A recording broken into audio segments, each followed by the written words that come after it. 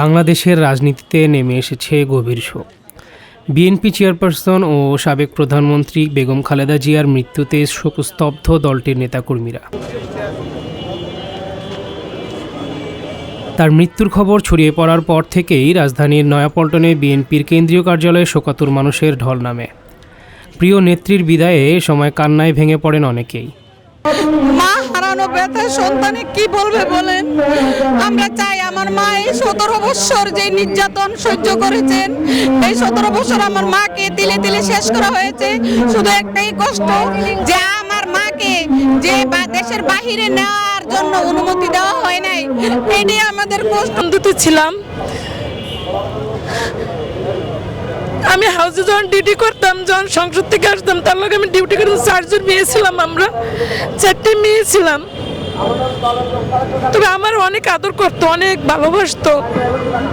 তার আমি একটু রাগ ছিলাম, মাঝে মাঝে একটু রাগ হয়ে যেতাম। তা বলছে কি রাগ হইলে কোনো সাইন করা যায় না, রাগ করলে কখনো সাইন করতে পারবে না, ধৈর্য ধরো। সে একটা প্রধানমন্ত্রী, সে আমাকে অনেক সময় অনেক কিছু বুঝাইতো।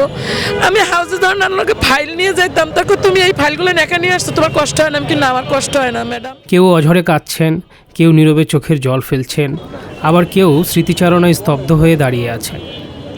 বেগম খালেদা জিয়ার বিদেহী আত্মার মাগফিরাত কামনায় মঙ্গলবার সকাল 10টা থেকে দলীয় কার্যালয়ের নিচতলায় শুরু হয়েছে পবিত্র কুরআনখানি।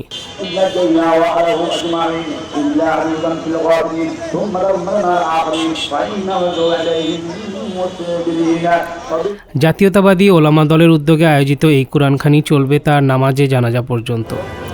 রাজধানীর বিভিন্ন এলাকা থেকে ব্যানার, ফেস্টুন ও শোকবার্তা নিয়ে নয়াপল্টনে আসছেন নেতাকর্মীরা। কার্যালয়ের সামনে ও আশেপাশের রাস্তায় ভিড় জমে উঠেছে। আমাদের দেশনেত্রী বেগম খালেদা জিয়াকে হত্যা করা হয়েছে। এই স্বৈরাচার হাসিনা আমাদের নেত্রীকে ট্রিটমেন্ট করতে দেয় নাই, বিদেশে যেতে দেয় নাই, তাকে খাবারের ভিতরে সব প্রয়োজন মিশিয়ে তারপরে তাকে খাইয়ে তাকে হত্যা করেছে। এই যে সেই ছবি, আমার ট্রিটমেন্ট, সম্পূর্ণ ট্রিটমেন্ট দেশনেত্রী বেগম খালেদা জিয়া আমার ট্রিটমেন্ট করেছে। এই যে সেই ছবি দেখেন। আমরা সবাই দেশবাসীর কাছে আকুল আবেদন করব, আমাদের মা বেগম খালেদা জিয়ার জন্য অবশ্যই দোয়া করবেন।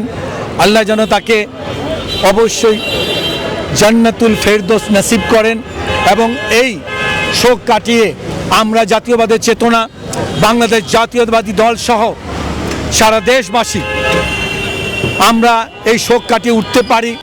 নেতাকর্মীদের চোখে মুখে শুধু শূন্যতা আর কান্না। প্রিয় নেত্রীর বিদায়ে যেন ভাষা হারিয়ে ফেলেছেন তারা।